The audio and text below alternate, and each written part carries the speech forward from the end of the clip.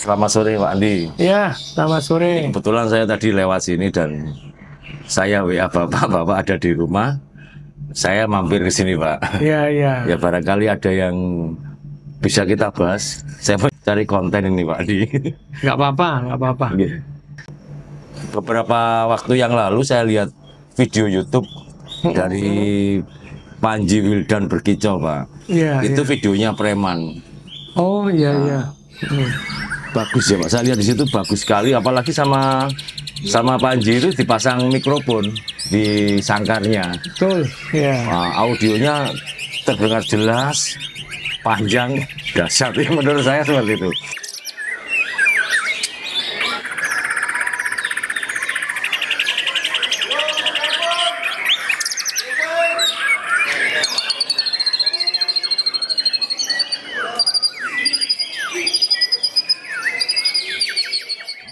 Emang udah jalan lagi nih Pak, preman Pak? Preman sudah jalan. Oke. Ya, memang saya juga kapan hari lihat. Pertama kali saya juga bingung lihat video itu kok lagunya kok jelas banget ya. Kok bisa segitu kerasnya? Ternyata memang dari yang medianya itu memang dimasukin mic di dalam sangkarnya. Dipasang di atasnya. Iya, dia kepengen juga tahu lagunya kayak apa tuh aslinya preman itu. Ya, memang sudah mulai jalan lagi preman. Lomba-lomba besarnya di Jakarta terus ya Pak Andi nih? Iya, karena preman itu kan posisinya sekarang saya taruh di Jakarta. Ya, kebetulan saya taruh di sana. Saya taruh di tempat sahabat saya ya, yang namanya Mas Ujang. Saya taruh di sana, tepatnya di daerah Tangerang. Jadi kalau lomba-lomba di Jakarta, ya mungkin dari Agus mungkin ngelihatnya, loh kok hampir tiap minggu kok turun juara, berapa kali juara kok di Jakarta. Pasti herannya kan di daerah Jakarta. Iya Pak. Karena kira-kira udah 2-3 bulan ini dia tidak pernah turun di Jogja. Dia turunnya di Jakarta. Oh iya Pak, maaf sebentar Pak. Itu preman itu juaranya di mana saja Pak di Jakarta Pak? Di Jakarta itu pernah di Masterpiece, pernah di KMM juga pernah ke 1, di Viking Arena juga dia masuk, terus di DNA atau mana saya sendiri juga nggak hafal gitu ya? Nggak hafal juga, Gitu. karena yang bawa yaitu si Mas Ujang ini. Mas Ujang yang, tapi Mas Ujang sebetulnya Mas Ujang itu dia hanya ngerawatnya.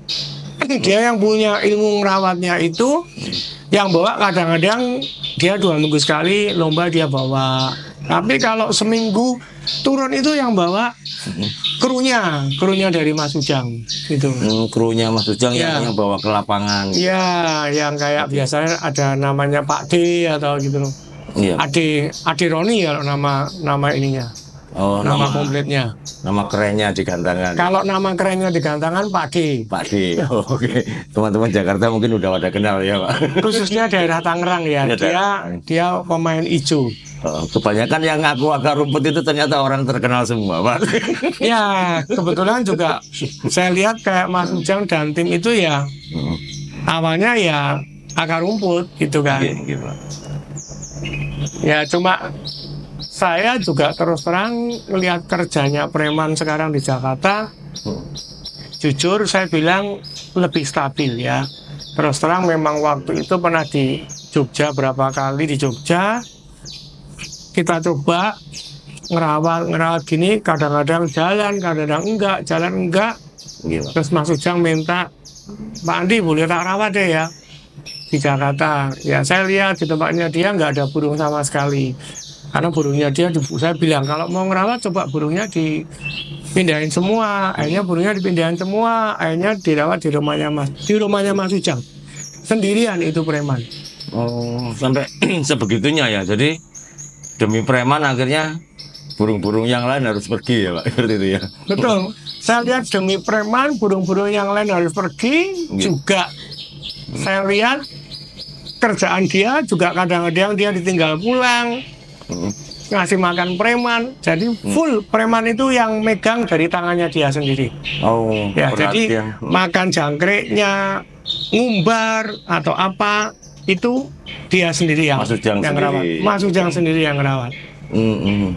Jadi anu Pak, ini menjadi keluarganya Mas Ujang ini si preman ini ya Pak ya. Ya, sementara ini memang dia di Jakarta. Memang saya bilang ke Mas Ujang, pokoknya nanti buat main dulu aja. Nanti kalau sudah mau mabung, mau tak tarik lagi. Karena harusnya preman ini harusnya masa-masa sudah mulai mau mabung. Oh. Ya sebetulnya apa ya? Buat cambuk dari krunya saya juga. Ya, biar menjadi apa ya?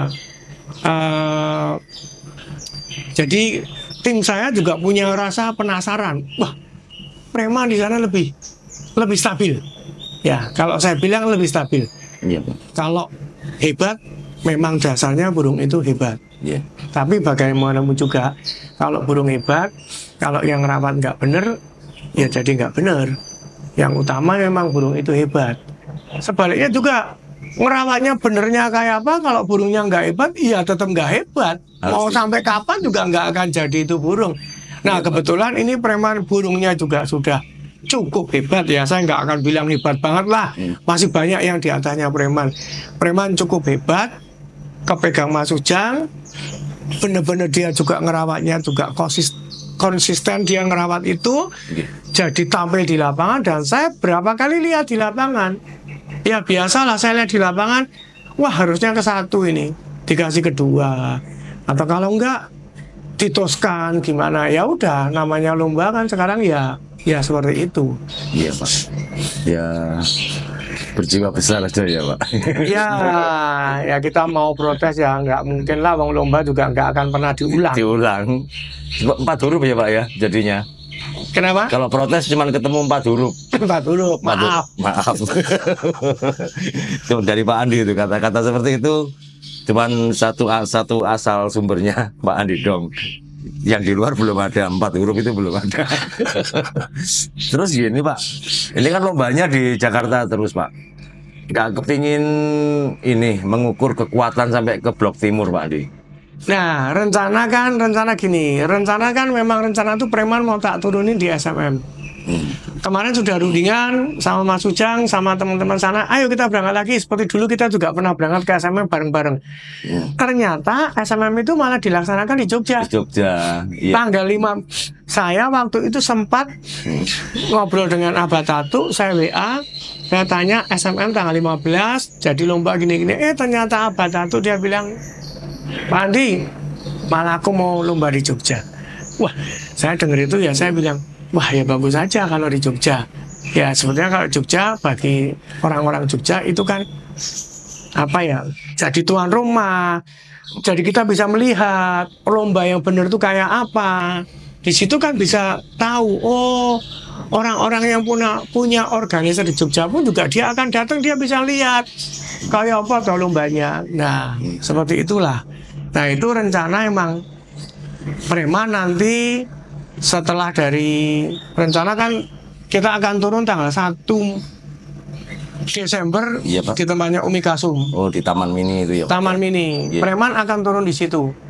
Nah, saya juga udah bilang ke Mas Ujang, Mas, nanti tolong ya preman setelah itu tanggal 2 mau tak bawa ke Jogja. Mau tak siapin untuk tanggal 15 di SMM Jogja. Saya hanya pesan ke Mas Ujang. Yang jelas saya juga nggak tahu sampai sekarang ya. Saya sampai sekarang nggak tahu rawatan yang benar itu seperti apa. Karena saya udah pernah bilang ke Mas Ujang, Mas, silahkan mau dirawat kayak apa silahkan. Satu hal yang saya hanya sampaikan ke Mas Ujang adalah jangan dikasih ular kandang. Saya hanya bilang gitu. Mas Ujang bilang, oke. Saya akan apa namanya ingat pesan dari Pak Andi. Terus dirawat dia. Tapi saya nggak ngerti. Saya nggak pernah di lomba, nggak pernah saya tuh di lomba terus tahu-tahu saya deketin. saya lihat apa ya, dikasih apa, saya nggak mau. Kalau saya seperti itu berarti saya tidak percaya. Membatasi perawat ya. Membatasi perawat juga berarti saya nggak percaya. Saya percaya 100% sama Mas Ujang, gitu loh. Saya bilang ke beliau juga, Mas, nanti tanggal 1 setelah lomba tak bawa pulang ke Jogja ya, tolong Mas kasih rawatannya ke saya. Dan dia bilang, oke Pak Andi, siap. Dan saya pasti juga yakin lah, nggak mungkin lah. Mas Ujang itu sudah Mas Ujang, Pak D, Mas Faisal ya, yang pernah kapan hari kita bikin konten dengan Mas Faisal, kan sudah kayak keluarga sendiri, nggak mungkin dia akan nutupin, oh ini tak kasih ini, pasti enggak lah. Ya pasti Mas Ujang juga akan berbuat supaya preman ini juara kan Pak, seperti itu ya? Ya paling enggak kan apa ya, dia juga pasti berharap preman itu nanti di SMM ikut diperhitungkan. Ya kalau kita mau bilang juara 1 atau juara 2 itu, kalau itu kan nanti kan semua orang pasti berharap seperti itu, ya kan. Tapi semua itu adalah tergantung apa ya, hoki. Kalau orang bilang kan hoki juga ya. Pas burungnya kerja bagus banget, pas lawannya pada nggak jalan atau gimana, ya mungkin bisa juara 1. Tapi kan paling enggak saya hanya berharap preman itu bisa mulai diperhitungkan di kancah perburungan, khususnya murai. Karena yang jelas saya ini udah lama ya, setelah zaman Cora 1 itu saya puasanya udah lama. Saya nggak mau terlalu lama berpuasa.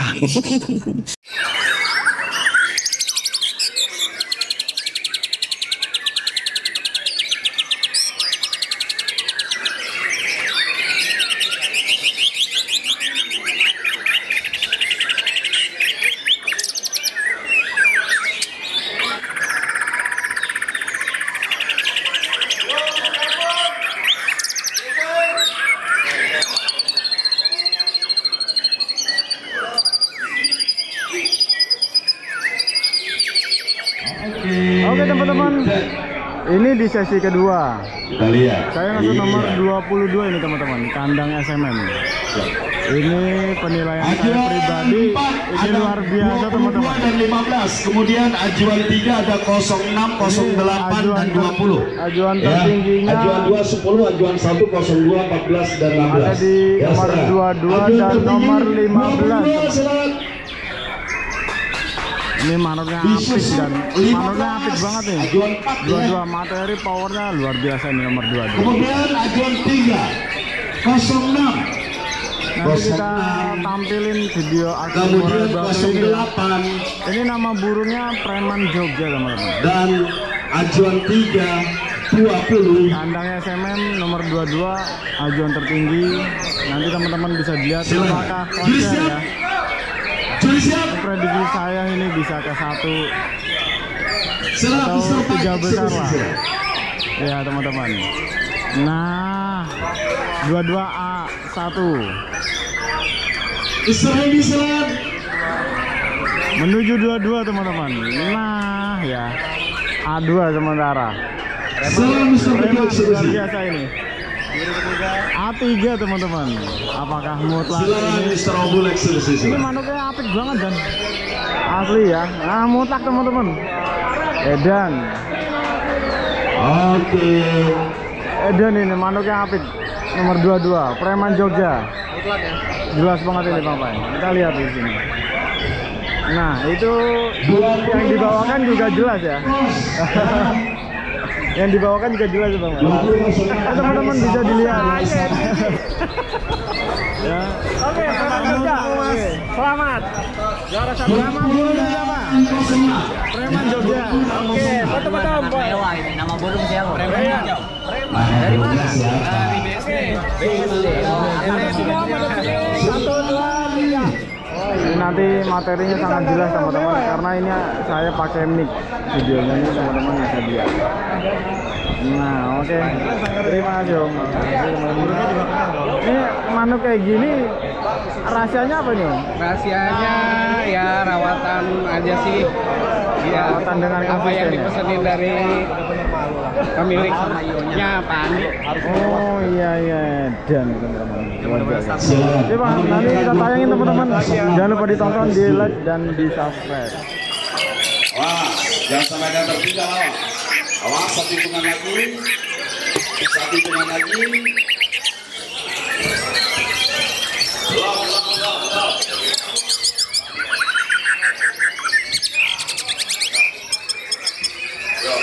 Ya. 3, silakan biarkan ditutup.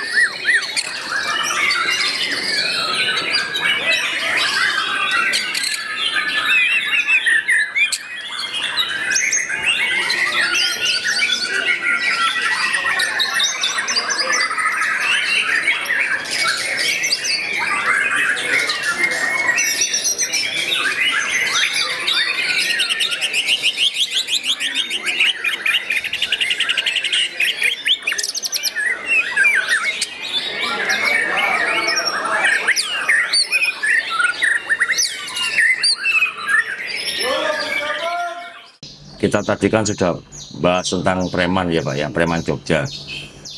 Nah sekarang ini Pak, saya ingin tahu tentang gelaran SMM, Piala Ketua SMM besok di Jogja. Nah teman-teman Bapak kan banyak nih Pak pemain-pemain di Jogja yang belum pernah punya kesempatan untuk bermain di SMM. Nah dengan SMM bermain ke Jogja ini seberapa besar sih Pak minat atau apa ya keingintahuan teman-temannya Pak Andi ini Pak tentang gelaran ini? Oke, jadi gini ya. Yang pertama-tama saya ucapkan terima kasih kepada Abah Catu ya dan timnya semua yang mau main di Jogja. Itu menurut saya sangat sangat berfaedah sekali buat orang-orang Jogja. Ya, terutama buat IO yang ada di Jogja. Pasti dia akan menonton ya, karena saya sering kali menceritakan tentang itu loh, kalau kamu mau lomba kamu bagus ya kamu coba lihat aja SMM. Nah tetapi kan karena keterbatasannya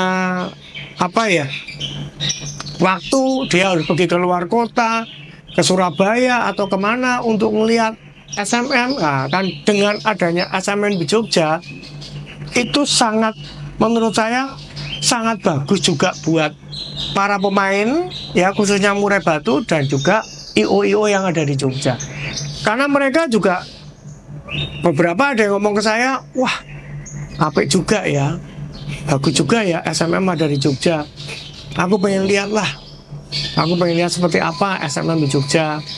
Bagi para peserta pun yang dia mau ikut, ya mereka juga ada yang mau ikut juga untuk lomba di SMM ya. Mungkin kalau untuk masalah tiketnya pasti ya, kalau itu untuk orang Jogja pasti dianggap mahal lah kalau untuk tiketnya itu ya. Tapi mereka biar melihat seberapa bagusnya atau SMM itu. Jangan cuma selama ini kan dia bilang katanya. Nah ini dia melihat dengan mata kepala sendiri, dia lihat. Jadi dengan dia melihat kan dia akan bilang, oh memang toh ternyata SMM itu apa, Ya nanti mereka yang memberikan pendapat sendiri pada saat tanggal 15 Desember itu. Memang kemarin juga kaget juga. Ada bareng BNR Award main juga, SMM juga main juga ya. Ya walaupun tempatnya sih cukup agak jauh ya. Kalau BNR itu kan di daerah Sleman. Kalau SMM kan di daerah Prambanan ya.